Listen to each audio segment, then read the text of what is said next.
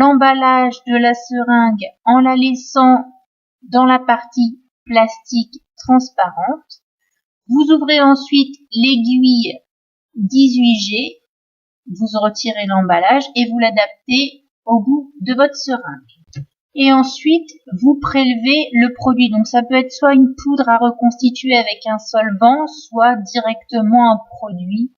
Donc vous faites attention en le prélevant à ne pas toucher le piston avec vos doigts, bien entendu. Donc comme vous voyez là, mon doigt ne touche absolument pas le piston et vous videz ensuite les éventuelles bulles d'air qui sont dans votre seringue. Vous enlevez ensuite l'aiguille que vous mettez dans la boîte à aiguilles et vous adaptez la seconde aiguille 21G qui, elle, va vous servir à piquer et donc à injecter le produit dans le muscle du patient. Vous enfilez ensuite vos gants non stériles.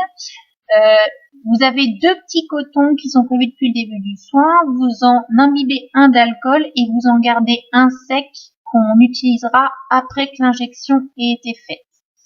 Donc voilà, pareil, vous surveillez la date de péremption d'alcool avant de l'utiliser, bien entendu. Donc là, la préparation est terminée, il ne reste plus qu'à piquer le patient. Donc pour déterminer l'endroit où est-ce qu'on pique, vous prenez la fesse du patient que vous séparez en 4 parties et vous piquez ensuite au niveau du coin supéro-externe comme je vous le montre sur le dessin.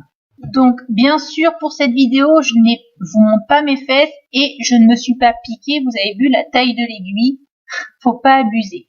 Donc vous voyez sur mon bras, j'ai pas utilisé mes fesses, vous faites la croix, vous prenez le quart supéro-externe, vous faites une désertion en escargot, vous jetez le coton dans l'éco-box et ensuite vous venez piquer la peau du patient bien perpendiculairement, d'accord? Donc une fois que l'aiguille est enfoncée, avant d'injecter le produit, il faut faire un retour veineux pour vous assurer que vous n'êtes pas dans une veine et bien dans le muscle. C'est important parce que les produits qui s'injectent en IM ne s'injectent absolument pas en IV.